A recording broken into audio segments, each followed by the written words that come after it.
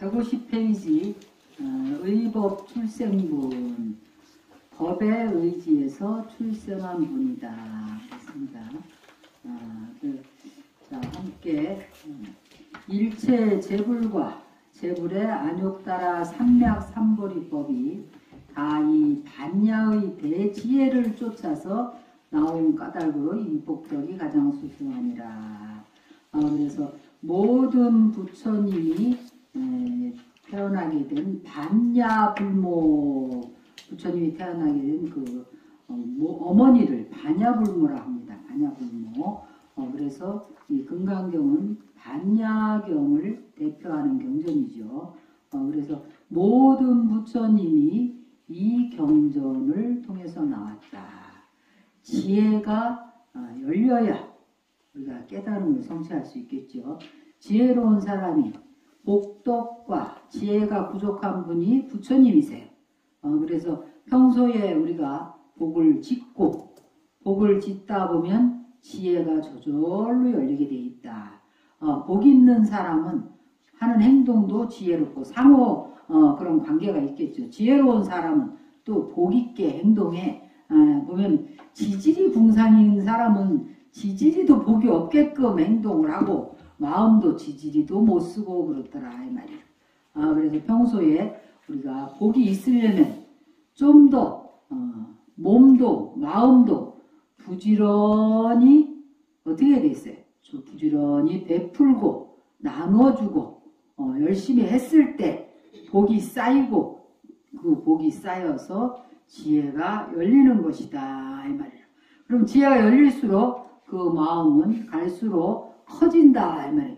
커진다는 건 무슨 뜻이에요? 우리가 대승의 길로 나아간다. 우리 반야경, 금강경이 대승을 대표하는 경전입니다. 그래서 이 경전에서 모든 부처님이 출생했다 해서 의법 출생분이에요. 수보리야, 그대는 어떻게 생각하느냐? 만일 어떤 사람이 삼천대천세계 칠보로 가득 채워서 보시를 한다면 이 사람이 얻는 복덕이 많지 않겠느냐? 수보리가 대답했습니다. 아주 많습니다. 세존이시여. 왜냐하면 이 복덕이 복덕성이 아닌 까닭에 여러께서 복덕이 많다고 하셨습니다. 이 복덕성이 아니다라는 게 무슨 뜻인가? 거기에 주의를 해야 되겠죠. 만일 다시 어떤 사람이 이 경전 가운데 사국의 등을 받아 지니고 다른 사람을 위해서 일러주면 그 복이 저 복보다 어떤 복보다 삼천대천세계를 가득 칠보로 채워서 보시한 복덕보다 더 뛰어나느니라.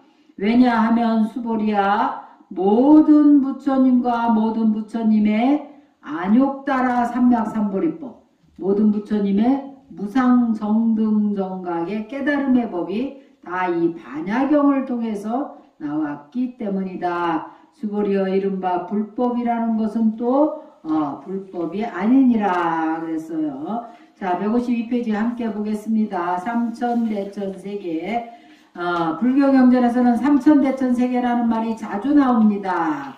삼천대천세계는 소천세계, 중천세계, 대천세계를 말합니다.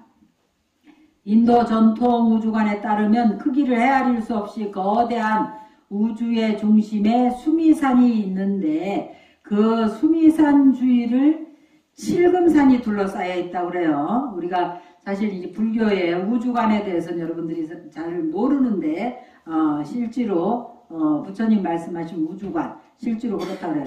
그래서 그 수미산 주위에 칠금산이 둘러서 있고 수미산과 칠금산 사이에 7개의 바다가 있습니다. 칠금산 밖에는 함해라고 이렇게 짠 바다가 있나봐요. 짠 함해가 있으며 함해 속에는 사대부주가 있다. 그래서 그 함해 건너편에 천리산이 둘러 있다고 합니다. 함해에 있는 사대부주는 바로 남선부주. 우리가 사는 데는 어디예요? 우리가 사는 데는 남선부주죠. 남선부주, 동승신주, 서우화주, 북구루주가 있는데 그 중에 우리 인간이 사는 세계는 남선부주가 가장 살기가 어렵고 척박한 곳이다 이 말이에요.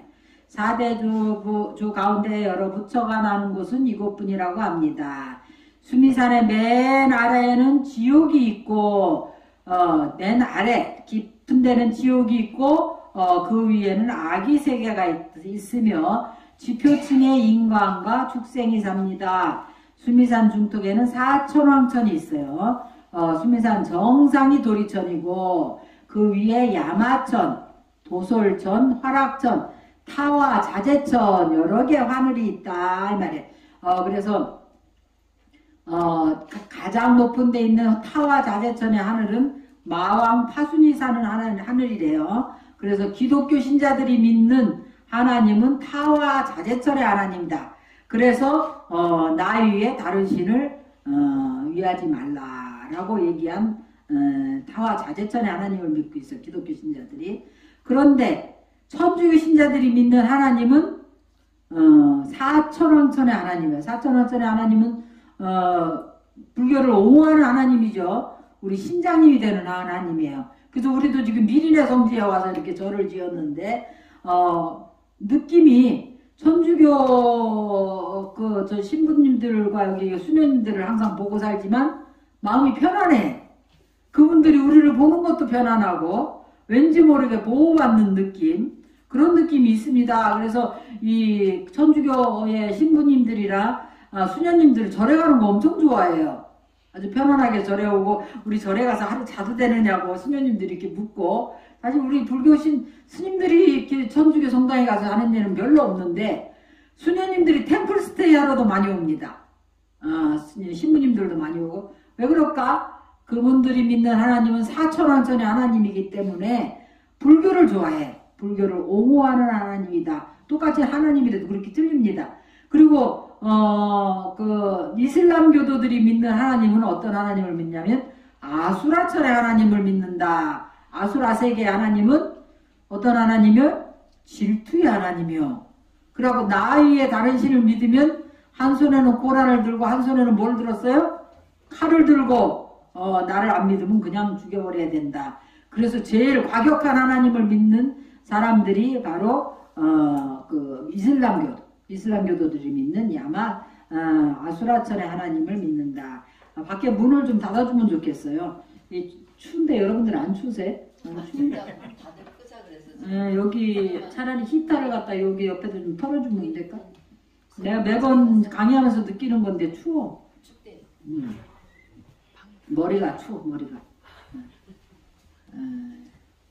그래서 사천왕천에서 또 천상계는 아니지만 수미산 주변 허공에는 아수라 세계, 지금 말했죠. 이슬람교도들이 믿는 하나님이 아수라천의 하나님이다. 똑같이 천상인데 아수라는 천상의 신들과 능력 면에서는 비슷하지만 마음이 항상 분노와 우라로 들끓고 있어. 그러니까 자신이 마음속에 맨날 분노와 우라가 들끓고 질투가 끊임없이 일어난다는 거는 좀 생각해 봐야 돼. 혹시 아수라천에서 전생에 복은 있는데 복은 있고 인물도 좀 볼만하게 잘생겼는데 질투가 많고 우라가 맨날 치밀고 분노가 맨날 있으면 그 사람들은 그 아수라천에서 태어난 지 환생한 지 얼마 안 됐을 수도 있어요. 실제로 그런 경우가 많이 있습니다. 그래서 아수라천에서 태어난 사람 마음이 항상 분노와 우라로 들끓고 그 사람이 있는 주변에는 하루도 조용할 날이 없어. 그렇게 시비를 걸어. 그렇게 시비를 걸고 사람들하고 싸우는 걸 좋아하고 그래서 도리천왕인 제석천의 천병들에게 노상 싸움을 걸어댄대요.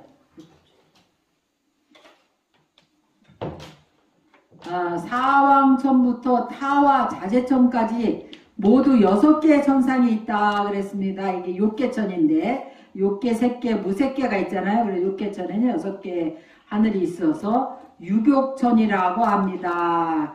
유격천 위로는 또 색계 18개 하늘이 있고 그 위에 무색계천에 4개 하늘이 있어.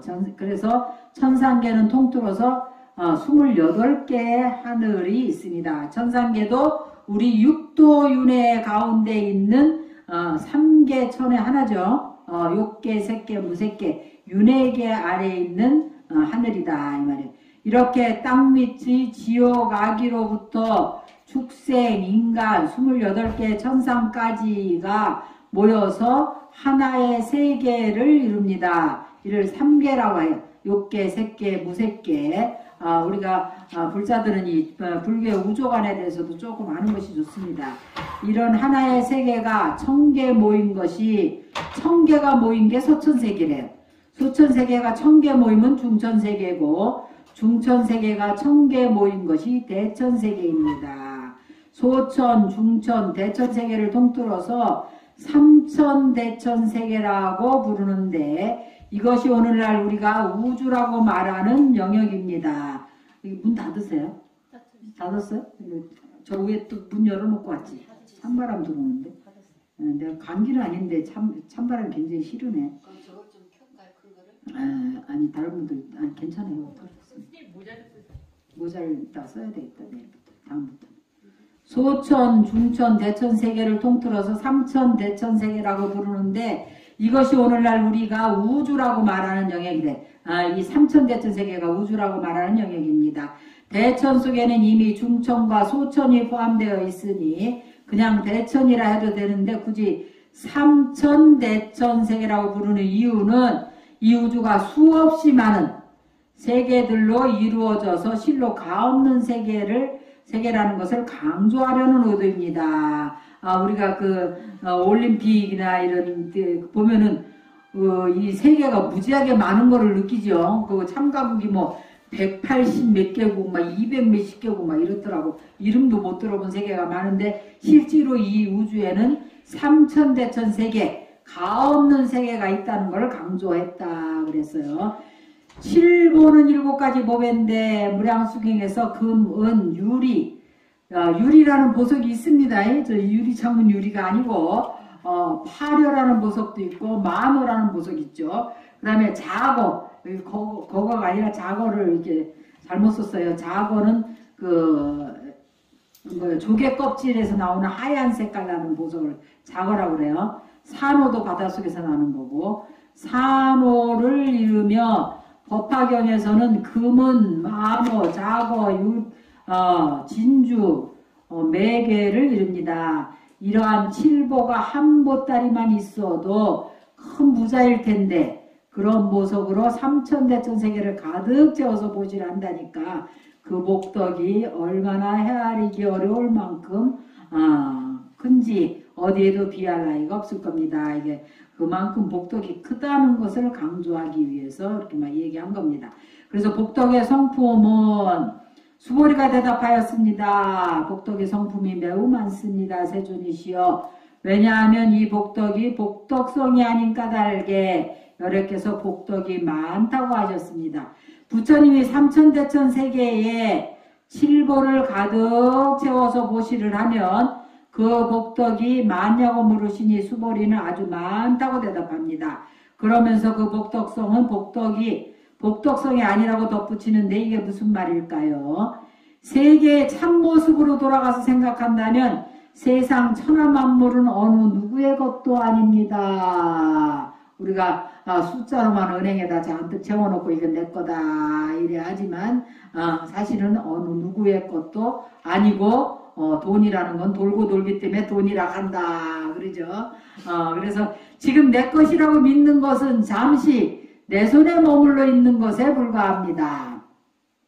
누구 것도 아니기에 누구에게 얼마만큼 내준다 해도 그것은 나의 공덕이 아니다 이 말이에요. 엄밀하게 따져보면 본래 이 물건이 누구의 것도 아닌 줄을 알면 그러기가 쉽지 않죠.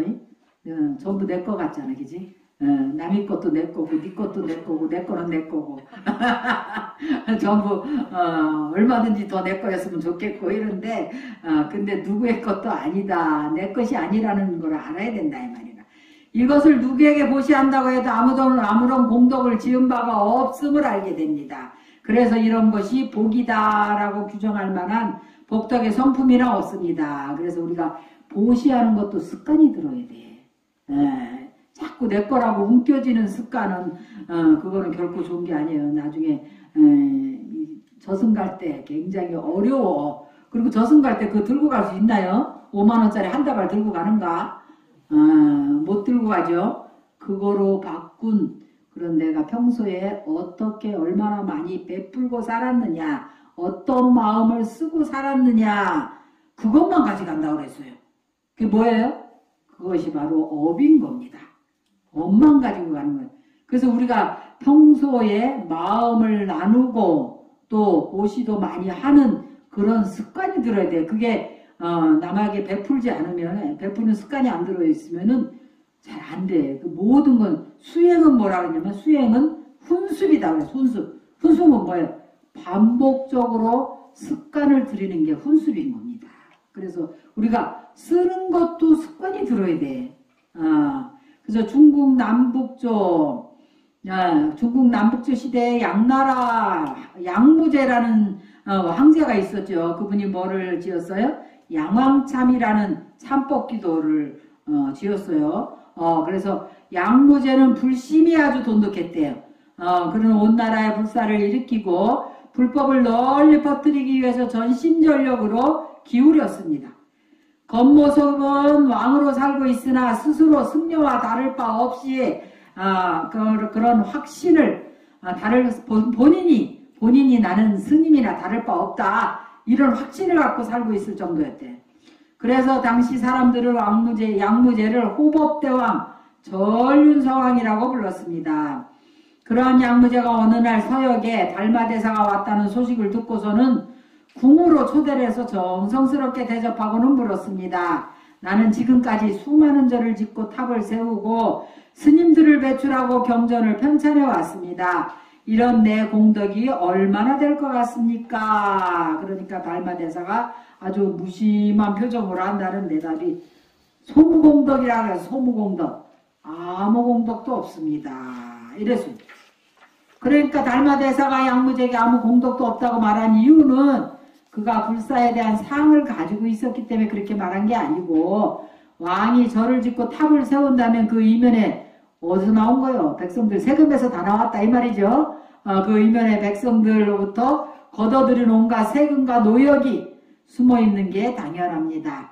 겉으로는 왕이 보시한 것 같고 왕의 이름이 빛난다 할지라도 그 본질을 깨뜨려 보면 그 모든 불사가 하나같이 백성들이 한 일입니다. 그러니 아무 공덕이 없다는 것이지요. 그러나 그것보다는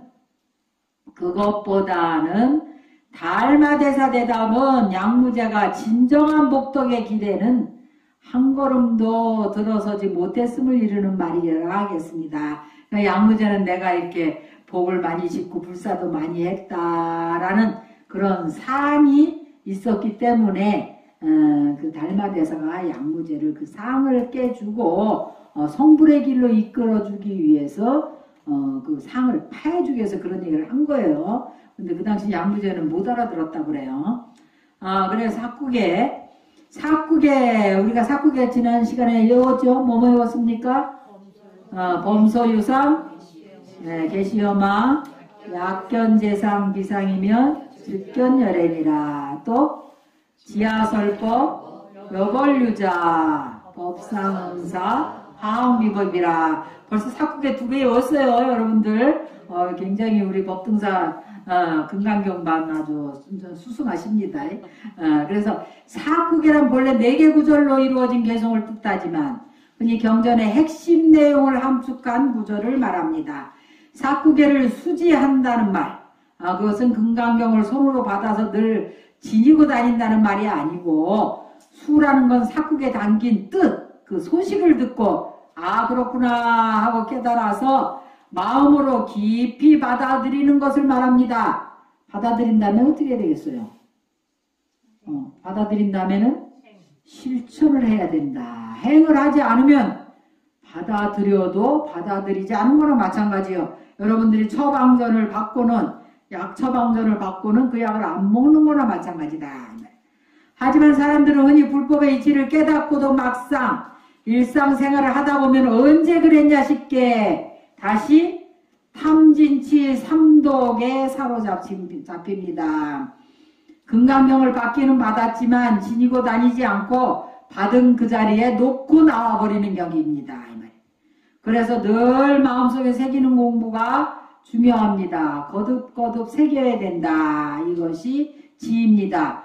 금강경을 수지한다는 것은 그 가르침을 삶의 양식으로 삼아서, 그래서 금강경을 삶의 양식으로 삼으면 그 사람의 삶은 어떨까? 어떤 상이에요? 상이 없는 상이죠. 무주상, 무상, 무주, 무착, 무지착, 그죠?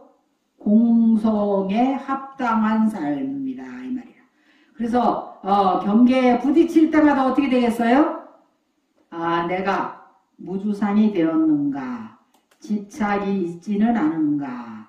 공성에 합당한가? 이렇게 돌아보는 지표로 삼는다는 뜻입니다. 그렇게 사구계를 수지한 뒤에는 다른 사람도 이 가르침을 만나서 자유롭고 행복하게 살아갈 수 있도록 전해줘야 된다. 그래서 그게 중요한 거예요. 사구계를 알고 그것을 전할 수 있어야 된다. 이것은 단순히 사람들에게 금강경을 읽어보라고 권유하라는 것이 아닙니다. 상대의 상황과 조건을 잘 살펴서 진심으로 법을 받아들일 수 있도록 전하는 한편 이 법을 가슴에 지니고 일상에서 실천해 나갈 수 있도록 도와주어야 합니다. 이것이 위타인 설에는 다른 사람을 위해서 설해주는 것입니다. 사구계를 받아들이고 다른 사람에게 전하는 복덕은 삼천대천세계의 칠보로 가득 채워서 보시하는 복덕과는 비할 수 없는 복덕입니다. 칠보로 보시하는 공덕은 왜 비할 수 없을까요? 여러분들 칠보로 가득 채워서 보시한 거하고 상의 없이 보시한 거하고 사구계를 전해주는 보시하고 왜 비교할 수 없을까? 어느 것이 더 클까요? 사구계를 전해주는 공덕이 더 크다고 지금 경전에 나오고 있습니다. 왜 그럴까? 법을 전해서 그 사람이 결국은 윤회계에서 벗어나게 해주는 해탈의 공덕이잖아요. 그거는 그죠?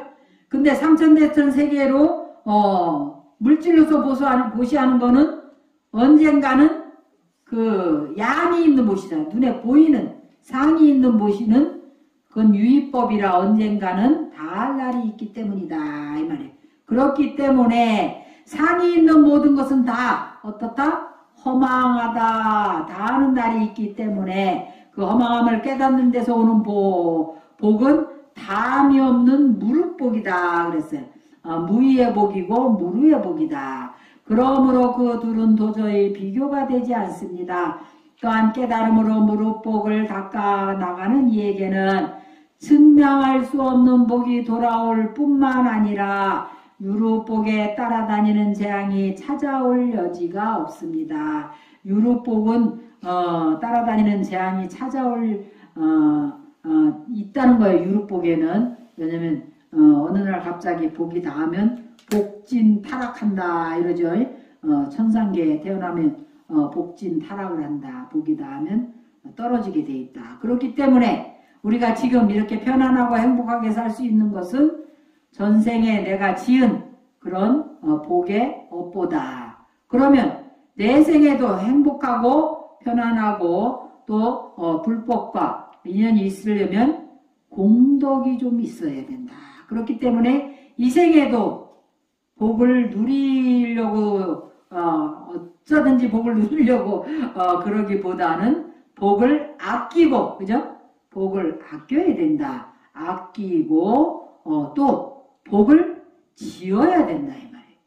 복을 지었을 때 그 사람의 그 복덕과 공덕이 있어야 그 사람의 지혜가 열리게 돼 있고 좋은 인연을 항상 만나서 선지식 인연을 만나서 성불할 수 있게 된다 이 말입니다. 그래서 복덕도 이 생에도 아끼면서 또 지어야 된다. 깨달음으로 무릇복을 닦아나가는 이에게는 측량할 수 없는 복이 돌아올 뿐만 아니라 유릇복에 따라다니는 재앙이 찾아올 여지가 없습니다. 복덕이 없으므로 복덕이 많은 이치가 복덕의 성품이 그것이 정해진 성품이 없기 때문에 복덕이 많다 이 말이에요. 이치가 바로 이것입니다. 그런데도 사람들은 작은 복에 마음이 팔려서 정말 큰 복을 놓치기가 일쑤입니다. 자, 방생의 공덕. 세상에서 죽어가는 생명을 살려주는 은혜만큼 큰 은혜는 없습니다. 그래서 방생의 공덕이 크다고들 말합니다.